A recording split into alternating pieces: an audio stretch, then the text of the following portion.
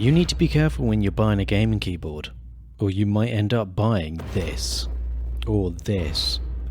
Oh my god, look at it. These are called gaming keyboards, but what benefits do they provide for gaming? None. In this video, I'm going to open up your third eye and introduce you to a new world of gaming keyboards. I'll explain to you why these traditional gaming keyboards are now a waste of money, what features you should actually look for in a gaming keyboard, and I'll also give you my pick of some of the best you can buy today. First is the size of the keyboard. Under no circumstances should you ever buy a full-size keyboard for gaming. The fact that manufacturers still make these is laughable, and they probably do so because they can charge more money. Numpads are for people that work in finance. I'd recommend a keyboard size between 80% of a full-size keyboard or 60%. 60% keyboards do lack some functionality, but some of the models do have features that make up for those lost keys, and we'll take a look at some of those in a moment. Another benefit of smaller keyboards is ergonomics, as a bigger keyboard can often cause you to extend your arm outwards, which isn't good for you. And I do see comments from people that say things like, oh, I like a full-size gaming keyboard because I use it for work. Well, then you're looking for a work keyboard, not a gaming keyboard, you idiot.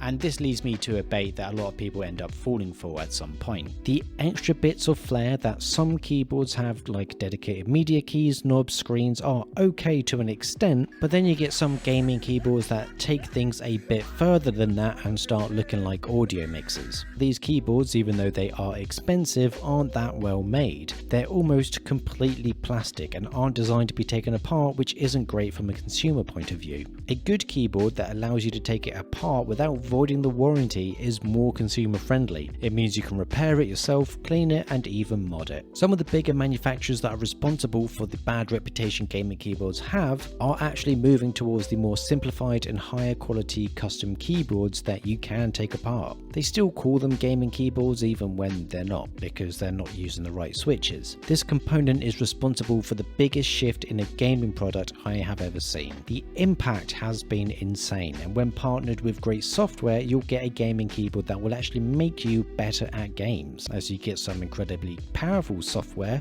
some not so powerful, but also software that you feel like its sole purpose is to harvest your data and sell it to advertisers online who then don't keep it safe. If you keep up to date with the recent data breaches, you'll see things aren't looking great. AT&T revealed that nearly all their customers' call and text records had been exposed in a massive data breach. Over 70 million of their users' social security numbers have ended up on the dark web. Even if you don't use AT&T, if someone you know did, then your phone number is probably compromised. You might ask, well, what can I do to protect myself? Well, that's where Aura, the sponsor of today's video, comes in. Aura will alert you if your phone number or any other sensitive information has been compromised. And they give you fast fraud alerts if anyone tries to use that data to access your credit or bank accounts. You also get things like transaction monitoring, a VPN, parental controls, antivirus, a password manager, and identity theft insurance of up to $1 million.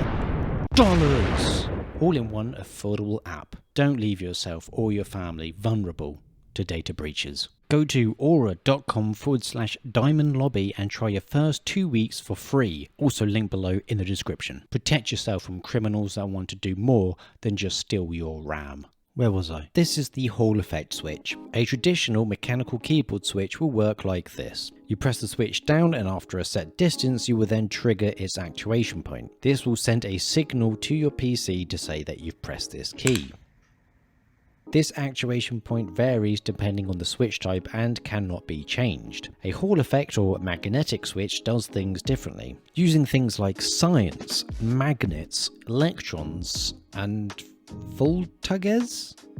Aren't these Pokemon? Using those things, a key press from a Hall effect switch can be read from the top to the bottom. All you need to do is set your desired actuation point anywhere in that range, and each key can be different. Hall effect is ridiculously powerful, and it's changed the meaning of gaming keyboards. It's even caused a lot of controversy because these keyboards have features that are technically cheats, but I'm not going into that right now. but it is a feature that has been banned from a lot of tactical shooter tournaments. My favourite feature this enables is that adjustable actuation I mentioned. I have a whole setup that has different actuation points for each key depending on what they're used for. Movement keys I have set to be very light so I can change directions faster. Keys that have something very important tied to them, like if I press it by mistake I will throw the game, require a full D press, the equivalent of pressing a big separate button on my desk. The other big feature that a lot of people talk about is rapid trigger. This is another incredible feature for gaming keyboards. With the mechanical switch, when you've gone past that actuation point, the input is constantly red until you bring it back up past the actuation point, where it then deactivates and you can trigger it again. This does apply to the Hall effect switch depending on what you set your actuation point to, unless you turn on rapid trigger. Now, instead of having to travel back up to its actuation point, the switch will deactivate as soon as it's released, and it can be reactivated again immediately when you press down, instead of having to travel back up to this actuation point. This makes repeatedly pressing a key a lot faster than before. It's amazing if you want to use an ability as soon as it's off cooldown, or if you want to constantly AD spam in FPS games because you're a no-skilled no-life parents hate you. Rapid trigger and adjustable actuation are two of the most important features that I think make up a modern gaming keyboard. The features for this particular switch doesn't end there. Depending on what keyboard you choose, some keyboards provide a load of extra features that are enabled by their software. Software now plays a significant role when selecting a gaming keyboard. It's another reason why traditional gaming keyboards aren't gaming keyboards anymore, because they literally provide no benefits to you in game. Flashing lights, media keys, LED screens don't make these gaming keyboards.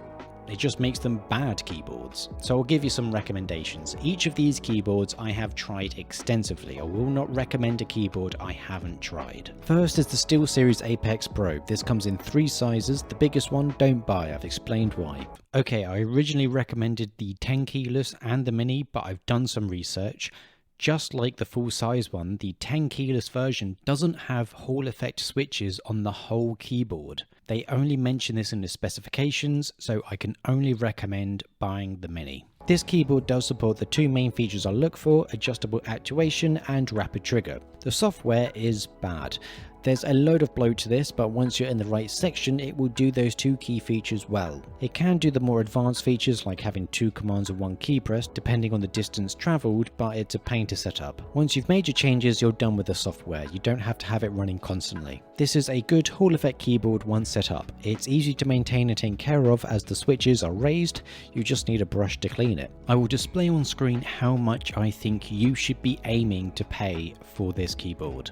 Value for money wise, it's lacking, mainly because it's poor software functionality. Next is the Razer Huntsman V3 Pro. This also comes in 3 versions, but again, we only care about the 10 keyless and then the smaller one. This also has the key features of a Hall effect keyboard, but also provides some extra stuff as well. The software is also bad. Just like SteelSeries, there's a load of bloat to this. Synapse seems to update constantly. I'm quite certain that when the universe implodes, it will stop for a bit because Synapse needs to update again. But again, once you're in the right section, the standard stuff is very easy to sort out. It also has a section that shows your key presses so you can test the actuation points and rapid trigger. This section is all clear and easy to understand. Just like SteelSeries, the extra functions of dual key functions is a bit of a pain. You can, however, adjust all the important features like rapid trigger and set actuation points without the software, because Razer knows it's garbage. It does have the new functionality called Snap Tap, aka SOCD or null bind movement. This is basically cheating. There's a load of video going into detail on this, so I won't talk about it here. This is a decent entry-level keyboard, but also allows for a bit of extra functionality. It's also a low maintenance board, which means you can clean it with just a brush. There's very few areas for dirt to build up. It's not worth paying the full price for. The quality of the keyboard is lacking for what you pay. Just like the SteelSeries ones, I'll put on screen how much you should look to buy these for. Next is one of the lesser known brands. Drunk Deer make affordable Hall effect keyboards, and they do a few versions, a 60%, 65 and 75%. I'd recommend either the 65 or the A75 apparently has some firmware issues, so I suggest buying the A65. These are actually really good keyboards. They are well made and incredibly simple. It supports the main Hall effect features as well, and the software is also all web based, so there's no need to download any programs. It is a bit complicated to understand at first because they do shove a load of numbers down your throat. It doesn't have the more advanced features, but honestly, for what you pay for, it comes with the necessities. Overall, these are bargains for the price. I have no issue recommending them at their full recommended retail price, and this is one of those keyboards that really make the more popular brands look bad in comparison. I do have a review for this keyboard which I'll link in the description. The next one is the Keychron Q1HE. This is one of the highest quality Hall effect keyboards you can get. It's incredibly well made, it feels like a tank, and it supports the standard features as well as some of the more advanced ones. I think it's one of the most expensive on this list, but I personally think it's worth it because of that incredible quality. It's like made out of aluminium, it feels great to type on, and it also sounds great. This one I actually use at home personally. The only downside for this keyboard is that the web-based software at the moment is a bit rough around the edges. It is regularly being updated, so there's been improvements made here. This one can be taken apart so you can do a deeper clean if it's needed, but it can be a little bit tricky. I do have a full review of this keyboard as well, which I will link below. Lastly, we have the GOAT, and I'm going to try and keep this rather short. The Wooting 60HE basically popularized Hall effect keyboards. It has the standard features, but outside of that it has introduced a load of new ones which are incredible. It also has the best software of any Hall effect keyboard, or gaming keyboards in general. It's incredibly easy to use and shows the benefits of making software that is made from the ground up. They've also implemented their version of SnapTap, again though it's technically cheating. And I have a full review of this keyboard if you want to check it out, but this is the best option available. There's a load of extra mods you can do if you want to get into that. Wooting as a company tells you how to do them. The main downside for me is the typing experience is a bit rattly compared to some of the other keyboards I've mentioned, but again they encourage modding to fix this. Availability is a bit rough, but that's because they are the most popular gaming keyboard really. It's also a bit pricey, but believe me, you are getting value for money here. This is my top recommendation for a Hall effect keyboard. All of these Hall effect keyboards I have used myself thoroughly for an extended period of time. I try to review as many Hall effect keyboards as possible, so make sure you subscribe, as I do have an exciting one being reviewed at the moment. I will put product links in the description below and any reviews that I've done on any of these keyboards that I've mentioned. So pick any of these real gaming keyboards and become a better gamer today. Results may vary. There's also a load of stuff to be careful when picking a gaming mouse. This video on screen will help you out.